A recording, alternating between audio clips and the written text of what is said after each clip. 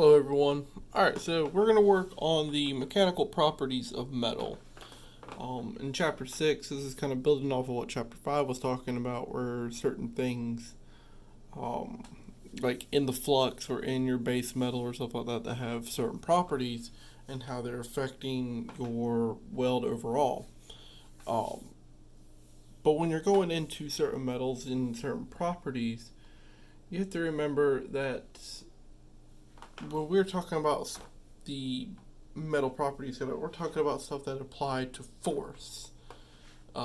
Strength and ductility are key mechanical properties, and these are things that you need to really know.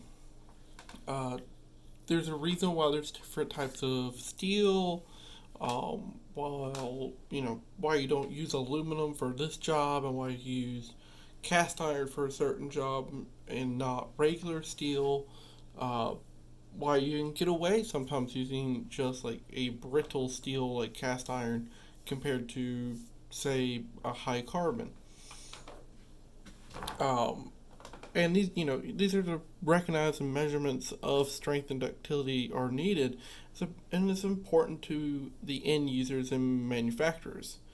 Um, if you're thinking about a bridge and you're building it with concrete and certain types of metal, well, what type of metal do you want to use? Do you think you want to use something like a low carbon steel, or do you want to use rebar? Could you get away using aluminum? These are things to really think about. So let's think about what strength is. Strength is the ability of an object to support a load or force. Uh, it really depends on the direction of the load and what the shape of the item being hit with. It's showing a picture right here where you have this flat piece of steel sitting down on the big faces with two pressure points, and the force is coming straight down. And it's only, let's just say this is a quarter inch. Well, this is a quarter inch thick. It only needs to move a quarter inch of steel across this part of the face. And it's going to bend it a lot easier than if I put it on the side.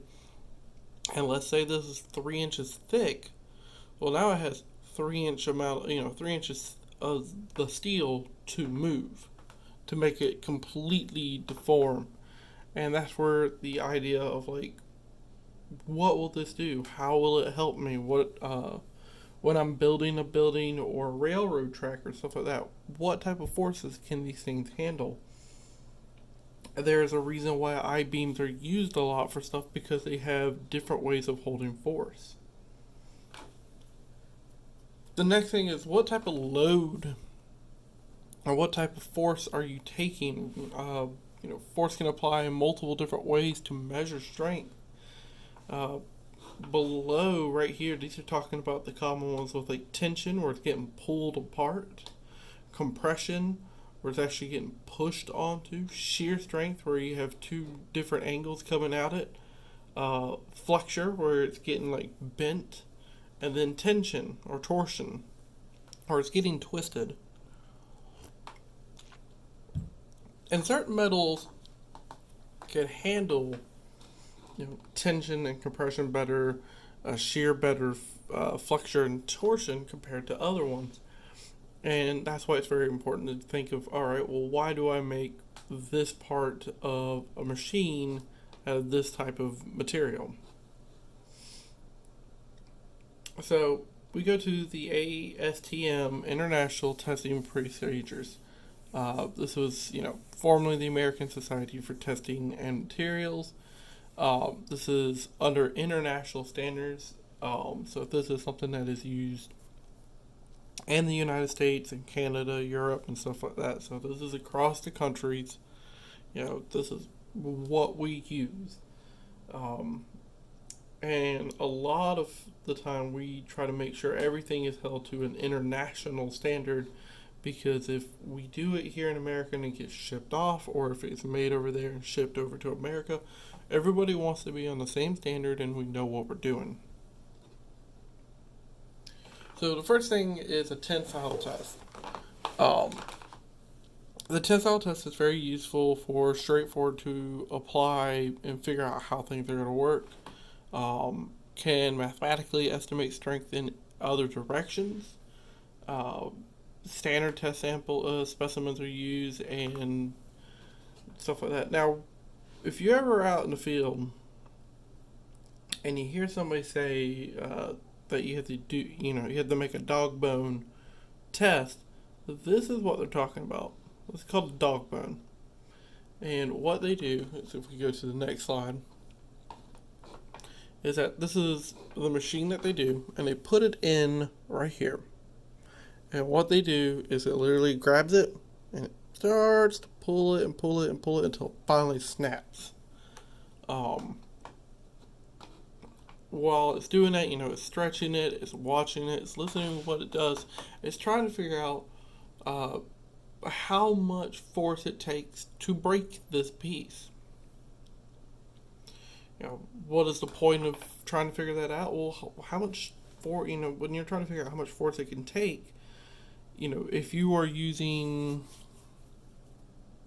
7018 on your piece of metal and you were supposed to use 8018, if you remember what 70 and 80 stands for, that is a significant difference in the material. A tensile test machine continuously measures and plots force applied on the sample. And it's known as a load extension plot or graph, so you can actually see it as it's growing. It's extending in inches, that increases in newtons or pounds or the load. At small extensions, plots have a linear relationship, so it pretty much, as it's just going straight up on a very straight path. But there will be a point, and we'll kind of get later on to it. This is called the Hooke's Law, as just kind of talk about it. This will change. And when we get to that, I'll explain it again. But right now, as it's increasing in inches, the Newton law is going on. And, Hooke's Law is having it go up. It's going up very steady. You can predict it very well. Stress and strain, by converting loads to stress and extension to strain, you can report stress to strain that apply to test specimen.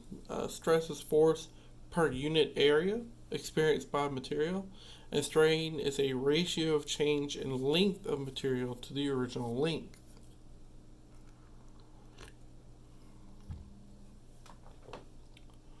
So, calculating stress. You have PSI or pascals. Stress is force over area. So when you're trying to find stress for a cylindrical sample cut from plate, let's say the diameter is 0.3568 inches or 9.0227 millimeters. And the maximum load is 6,150 pounds force or 27,357 newtons. To calculate the area and divide load by the area to get the tensile strength. So calculate the area, pi times the radius squared, or the same thing as pi times diameter squared divided by 4. And as you're going, this is how you calculate your area. So you got pi right here times the 0.3568 squared divided by 4, you get 0.1 inches squared. So we know what the force is, which is 6,150 pounds. We know what the area now is, which is 0.1 inches squared. We divide them off, which is 61,500 psi, same as 61.5 ksi. If reported in pascals, 1 megapascal equals 1 million pascals.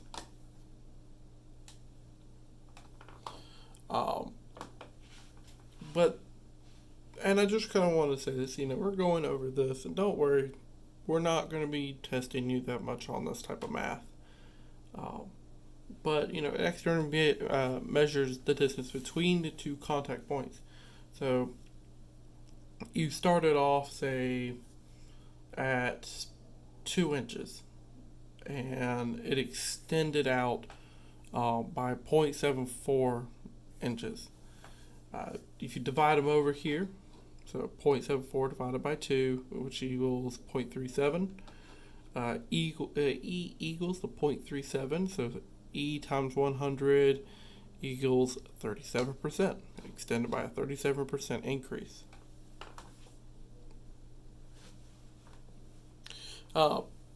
So let's kind of just think about, why is this practical? Well, absorbing stress and strain on a platform trailer, this is something that we definitely work with.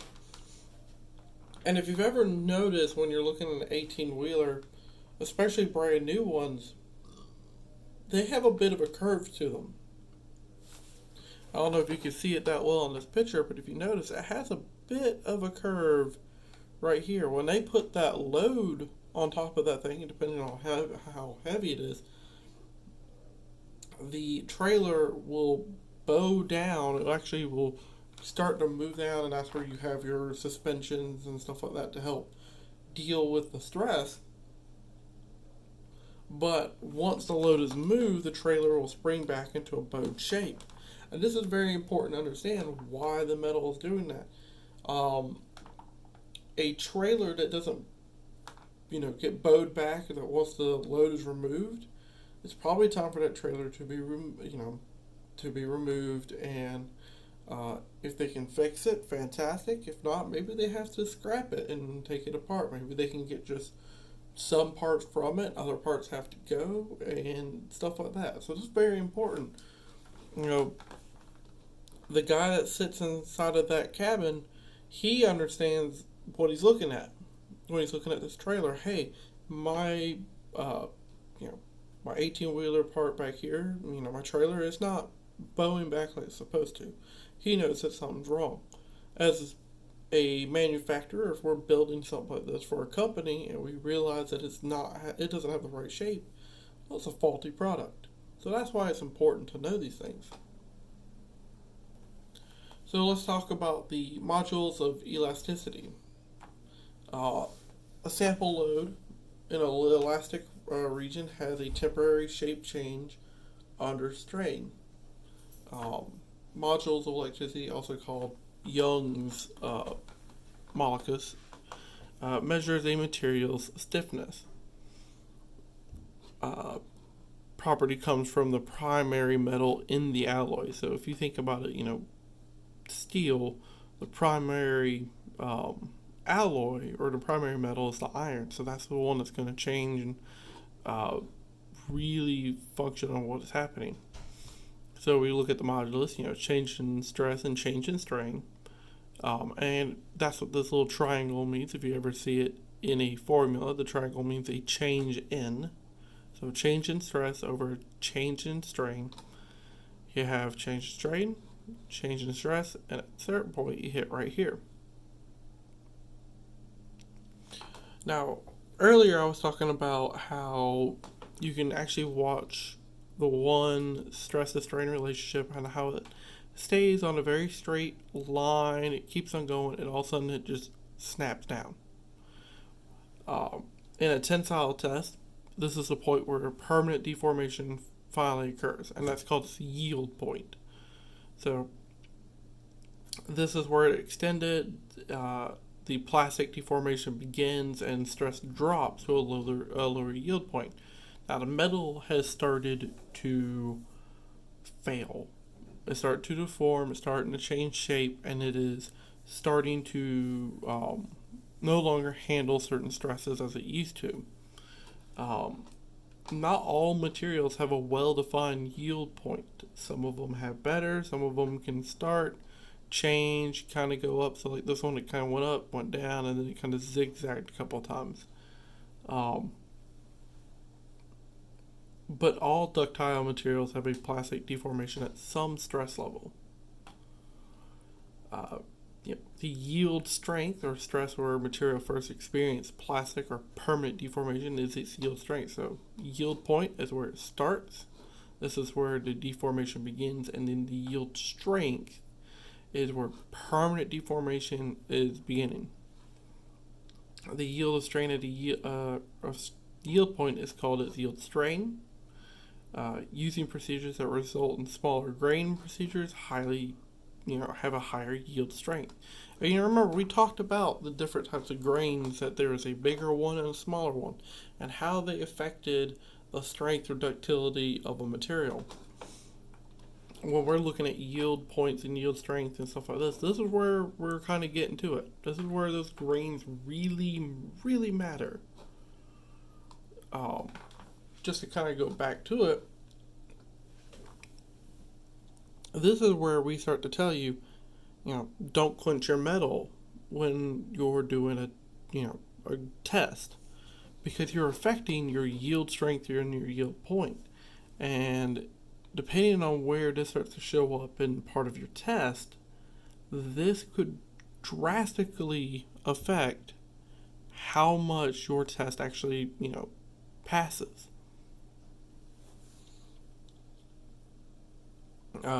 Just kind of thing, a broken platform trailer, it's important to know the maximum load capacity of the components. Overloading a trailer may cause some permanent deformation.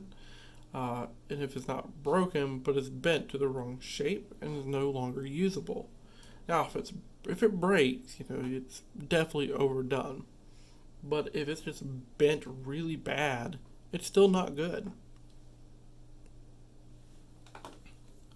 So earlier we were kind of talking about how you have your yield strength right here, where it comes up and it hits its A point right here, where it's starting to kind of mess up, kind of bounces around, and then it starts to change out.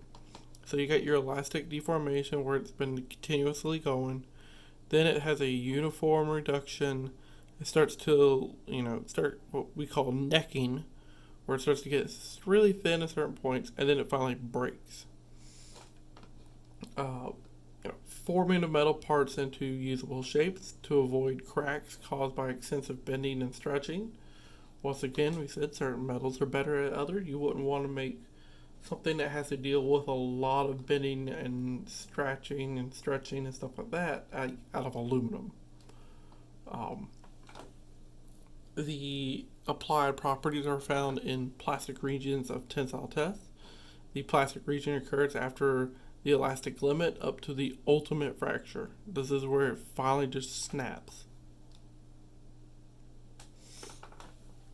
So you have the ultimate tensile strength, or the UTS. The key property in the plastic region is the ultimate tensile strength. And this is the maximum stress before breaking. This is right at the very end, and then it finally snaps. Which is a very, very important part to know. A test sample of the shape change strain the plastic region.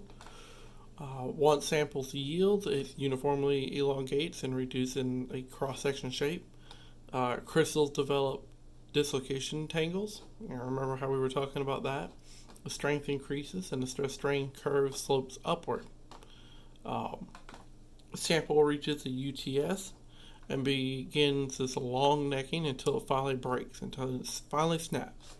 And the strain at which this point the fracture strains at the failure. So if we kind of go back,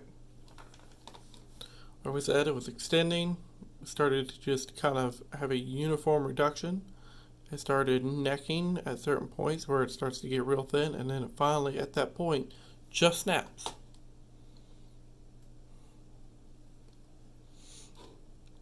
So here's a practical way of looking at it. Right here is a yoke eye bolt. For those who've worked out on a job or something like this, you will get used to certain things like this for heavy lifting. And these have a minimum proof load and a maximum brake load. So stuff that this should be able to handle before it finally snaps. The minimum proof load is related to the load at the yield strength, while the minimum brake load is related to the ultimate tensile strength. So minimum proof load, yield strength. Minimum brake load is the ultimate tensile strength.